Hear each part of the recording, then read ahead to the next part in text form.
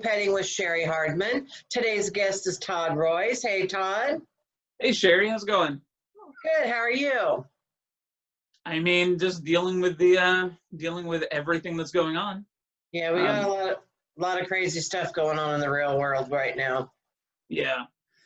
And before this lockdown, I actually had a buzz cut, and this is what's happened without any access to any sort of barber or anything like that. Well, it's been a hell of a pandemic, hasn't it? My beard's growing in all red and gray. I mean, I'm preaching to the choir, but you get it. But yeah, whatever. Mine comes in white now, honey. White. White. I see you have a friend there. Would you like to introduce your friend to us? Yeah, before she runs off, this is Munch. Munch? Named after Richard Belzer's SVU character. Oh. And I'm going to let her go because she's digging her claw into my chest. So okay, that's her. Right. How old is she? And tell me a little bit about her. She is 7 years old. I actually found her outside of the office that I was working at. We were living in North Carolina at the time, and she was I don't know what happened to her. I don't know who left her at this place. But I found her in these bushes, and I brought her home, and my wife and I were going to find a home for her. But as soon as I got her home, because I never let go of her, we found out only a 4-week-old kitten. Oh. I never let go of her until we got home. And then when I set her down, we realized her leg was broken. So we took her to the vet. And I remember the vet saying, you guys can either, pay for this broken leg and then take her home and she's yours, or we can just take care of her. And we already had 2 pets at the time, so I wasn't connecting the dots, and I said, oh, you guys can just go ahead and take care of her. And then my wife, of course, realized they meant that they would just put her down. So we, thank God she was there, and we paid for the broken leg and then brought her home. Oh, that's a sweet story, except for the part where you almost killed her. Yeah, I mean, if my wife hadn't come with me that day, I can't even imagine what her reaction would be when I told her the story when I got home. We wouldn't be married. So does she have any leftover effects of having a broken leg, or she?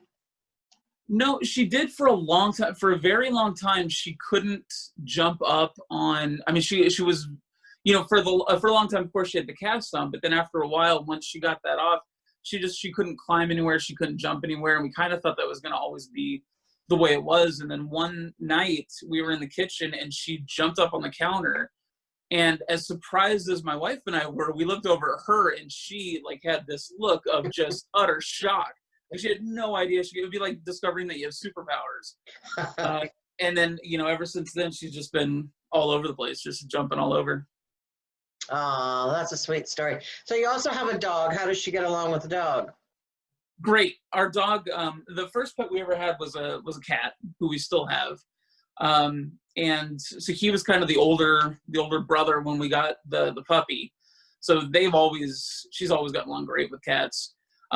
Once we brought in the third cat, the third pet, our second cat, I think that the 2 cats are a little bit more connected, and our dog's a little bit like the third wheel, but she doesn't care. Yeah. Well, that's cool.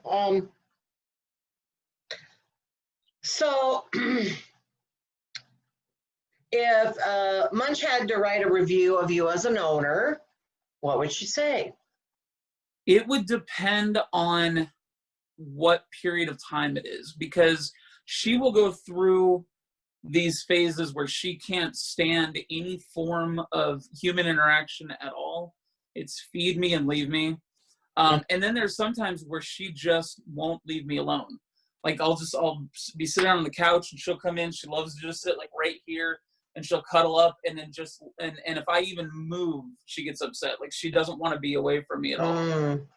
So I would get anywhere from a negative 5-star rating to a 5-star Got it.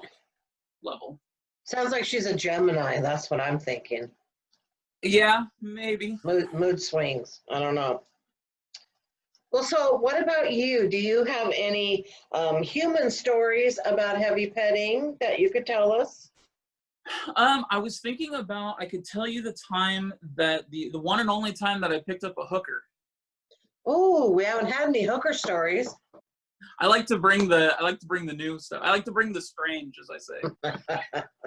I had just started. I'm a former independent professional wrestler, and I had just started wrestling on the road and going up to Canada.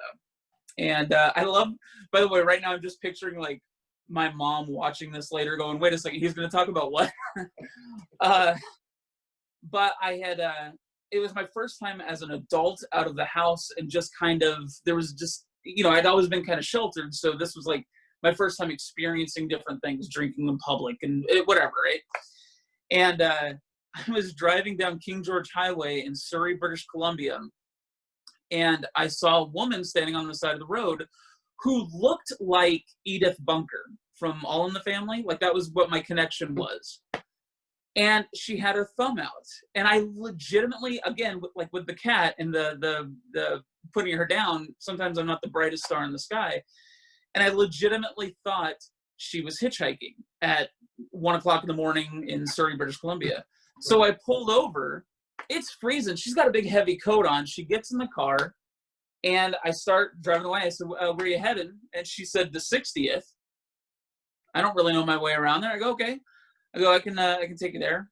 And she goes, I remember she says to me, we're sitting there for about a second, and she goes, so do you want to lay? And I was like, I'm sorry, what? And she goes $50 a leg. And I was driving and I was like, you know what? I'm good. No, thanks. And then right then we passed by 59th and I realized she was only 2 blocks away. And I was like, oh, here we go. Here's your stop. And as I pull in, she goes, $20 for a blow? I was like, no, I'm good. And so we parked, and then I gave her $10. She gave me a hand job, and then she was out the door. So it was boom. All right. Well, there's a happy ending that we wanted for this story. For the record, there was no $10, no hand job. Again, in my mind, my mom's watching this, thinking this is. Right. That's funny. It's so awkward now, like, to do these, because normally I ask people, what do you have coming up next? And we're kind of in this state of flux where none of us know what we have coming up next. But why don't you kind of throw out some things that you think might happen and when they might happen, and let people know. Well, provided that everything goes according to plan, I'll be hosting at the Tacoma Comedy Club on July 14th and 15th for Eric Schwartz. Now that's exciting. This is going to be your first time hosting for a weekend show, or not? Yeah, I thought so. Yeah. Great. Yeah. This will be my first. It's kind of weird. Obviously, there's a lot worse stories that have come along with this pandemic, of course. But like the first month that it happened, everything shut down. I had on the books, I had my first gig hosting at Tacoma Comedy Club. I had Kill Tony coming up. I had I was going to be hosting at Joker's in Richland. And then, you and I had talked, there was a few other things that were like going on. I was going to do the Master Debater show and stuff like that. And I had all this stuff in the books, and then, then it's all gone. Like I said, totally not nearly as bad as many other people, but yeah. It is nice to see. April was going to be a hot month for one thing. Yeah. And it was just comedy was really just starting to heat up for us, wasn't it? Yeah, it really was. I mean, there's so much stuff here between Seattle and Tacoma. And then in Portland, that's just the open mics, but then all of these other shows start popping up. And yeah, it was extra disappointing, because I really was like on this whole other level where I was just so excited about what was coming up. And yeah, I know. But go ahead. I was just gonna say, but I mean, I'm forever positive and optimistic. So I think that we will be going back to doing some form of comedy for a while, and then hopefully things just kind of go back to normal eventually. Right. At least on that end of it. Right. Now, I did forget to ask you a question in the heavy petting section of this show. You know what it is? I don't. The question that I ask everyone, what is the best compliment you've ever gotten on your naked body? The one girl that didn't have to swallow throwing up her lunch when I took off my clothes. Come on. The best compliment that I'm not sure that I've gotten a compliment. Maybe no, it's okay to leave the lights on. That's Hey, one. there we go. No one's ever said like your skin's so soft or anything like that? No. They've said I'm soft.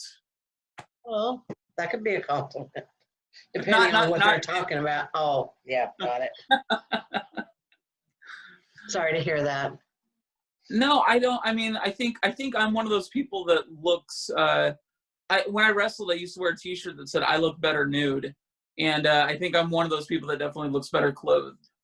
Oh, well, I feel you on that one too. You know, I understand how that is. We shouldn't end it on a downer like that. Well, Todd, okay, so from here on out, people, when you see Todd Royce, go compliment him on his stunning physique. Okay. I was going to say naked body, but that would be weird. So. Yeah, I mean, it would be. It's a little too early in my career to get me too, and no one's going to be seeing me naked except for my wife, unfortunately for her. All right. Well. Yeah. Okay. Like I've gotten really awkward here, so now I don't even know how to end this. All right. Where do we go from here? I know. Look for you at Tacoma Comedy Club and other places. And thanks for stopping in and showing me your kitty cat. Yeah, absolutely. Thank you for having me. This is fun. Yeah, all right. See, I always end off. I'm such a weirdo. All right, bye. Bye. What's on her mind? She's a big, big girl in a skinny woman's world. Now she's a big, big girl in a skinny woman's world. Now she's a big, big girl, big, big girl.